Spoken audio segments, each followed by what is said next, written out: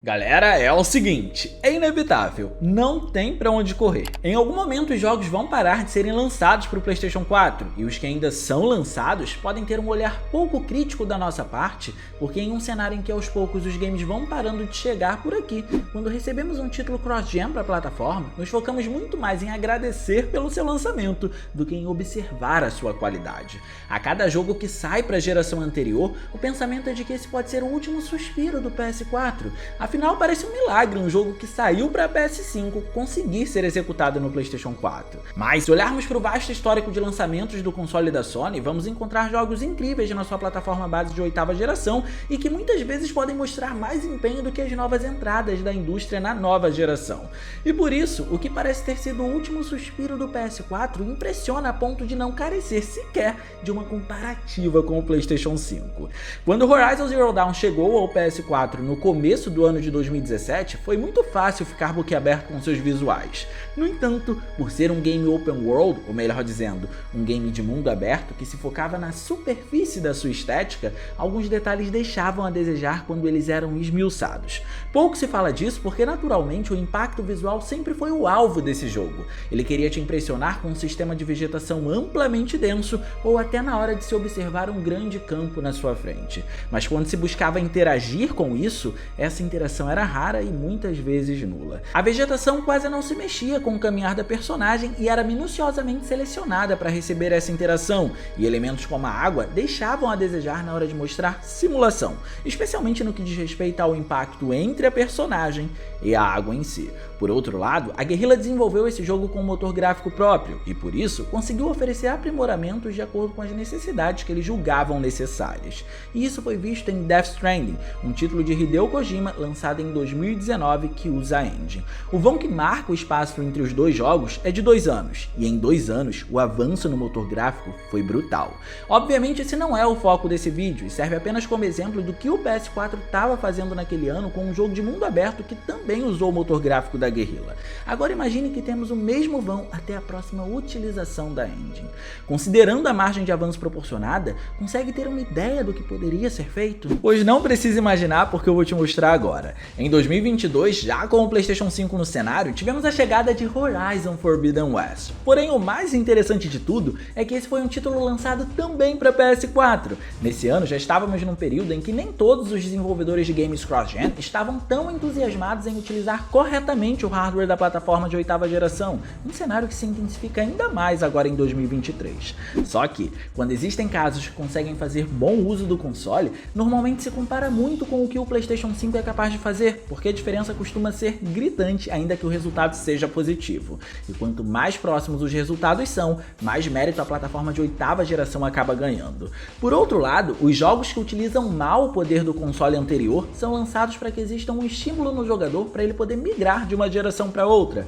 Só que isso não acontece com Horizon Forbidden West. Mas eu diria que nenhum desses cenários se aplicam aqui ao jogo, porque no PlayStation 4 ele consegue criar uma estrutura que é única. Digamos que aqui, comparar as duas versões do jogo é diminuir demais o que acontece no PS4, porque nem de longe ele depende da sombra criada pelo PS5 para poder se apresentar e exibir avanços nos visuais. Porque sim, por incrível e mais absurdo que pareça, o avanço do motor gráfico pode ser demonstrado aqui também, na 8ª geração. Então, nesse momento em específico, vamos isentar o console de 8ª geração da comparativa com o PS5 para poder ver e avaliar isoladamente o seu último respiro. Lembra das dificuldades que se destacavam no jogo anterior que foram mencionadas por nós? Pois bem, foram extinguidas. Lembra também que existiram avanços que foram implementados por Death Stranding? Então, eles são executados sem muitos rodeios na versão de PS4 do jogo. E por isso, esse é o que pode ser verdadeiramente o último suspiro do PS4, porque acontece de maneira digna e valorizando o seu poder.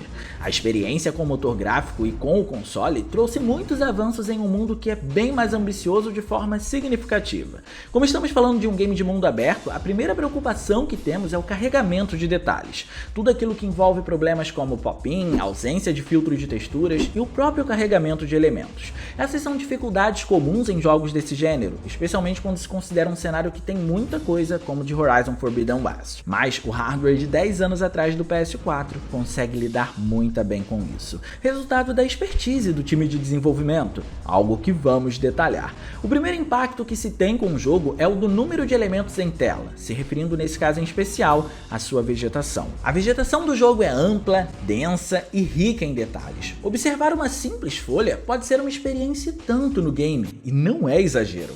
Agora imagine isso aos montes. O título faz muita questão de primeiro mostrar que ele conseguiu lidar com as dificuldades do jogo anterior. Assim, logo quando nos movemos no meio das folhas, vemos que a dinamicidade delas ao reagir aos movimentos dos personagens é posta à prova. Obviamente, isso acontece de forma mais incisiva em certas partes da vegetação do que em outras, mas o fato positivo é que, agora, tudo tem mais vida no game, tornando o ambiente mais natural.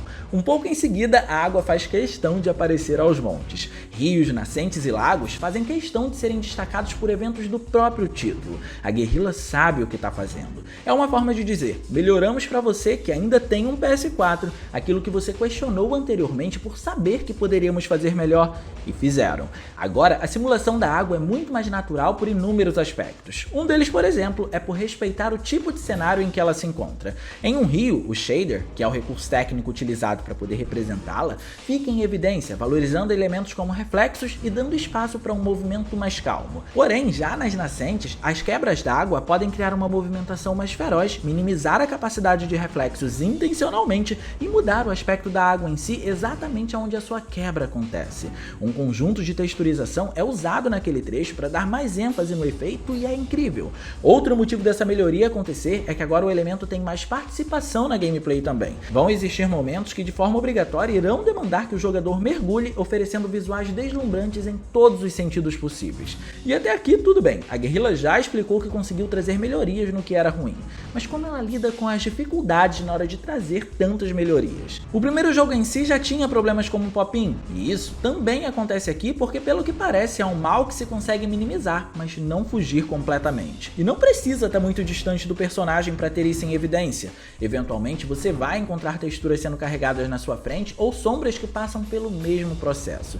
Precisamos tratar desses casos individualmente inclusive. Mas antes de fazer isso é bem importante manter em mente que a alta densidade de elementos no cenário ajuda muito a esconder esse tipo de dificuldade e faz com que quando ela seja vista não seja algo tão drástico. Nesse caso, o pensamento que permeia é o seguinte: se já tem tanta coisa aos montes sendo trazida, um ou dois elementos aparecerem na sua frente de maneira tão discreta não é algo que comprometa a experiência. Nas texturas, em alguns poucos e raros casos elas demoram para carregar e em momentos ainda mais raros não carregam. Nos elementos ou objetos essa dificuldade acontece independente da distância, mas como o cenário é povoado pela própria natureza é muito difícil de perceber e quando se percebe é completamente compreensível também. Já nas sombras, esse problema costuma acontecer em objetos que são menores e demandam sombras que correspondam a esse trabalho, e no Ambient Occlusion, que é uma variação do sistema de sombras, a gente precisa dissertar mais a fundo. O Ambient Occlusion é sempre o responsável por resultados discretos nas sombras, as trazendo de forma mais difusa, sendo rebatida ou fazendo contato entre o objeto e a superfície. Ele dá profundidade ao ambiente com o uso de sombras, e como um todo, no ambiente em si, se referindo às estruturas, às arestas e aos cenários internos, o resultado é magnífico. Só que nos elementos que demandam sombras de contato, por exemplo, elas são carregadas bem na sua frente. Literalmente, eu diria. De certa forma, isso compromete a profundidade dos elementos. Quando se aproxima de um deles e o elemento já está sendo renderizado, eles parecem ser mais densos e detalhados apenas porque esse tipo de sombra foi carregada. Mas, para a felicidade de todos, esse não é um problema comum e é disfarçado por dois aspectos. Um deles nós já mencionamos, que é a riqueza do cenário, e o outro é a sua coloração.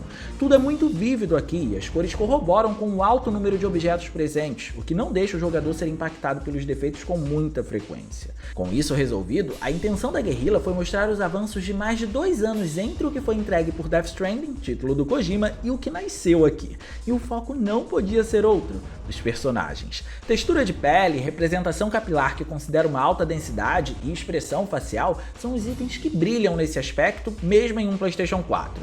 Death Stranding trouxe alguns dos melhores modelos de personagens da geração, mas aqui isso foi visivelmente superado, por incrível que pareça. Reparem em como Aloy tem sardas na pele, reparem em como os olhos foram trabalhados. Tudo isso dá naturalidade para o modelo dela. E o melhor, tá rodando num PlayStation 4 base.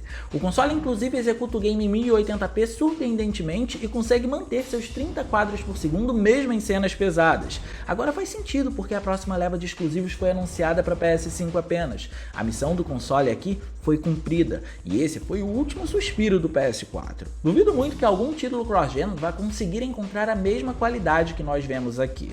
Isso porque Horizon Forbidden West, ainda que tenha sido lançado como um cross-gen, ele não é tratado como um, ele continua sendo tratado como um título de PlayStation 4. Mas agora deixa aí no campo dos comentários, qual o título mais bonito do PlayStation 4 na sua opinião? Eu quero saber e eu acho legal a gente levantar uma discussão sobre isso aqui. Deixa aí que eu quero saber.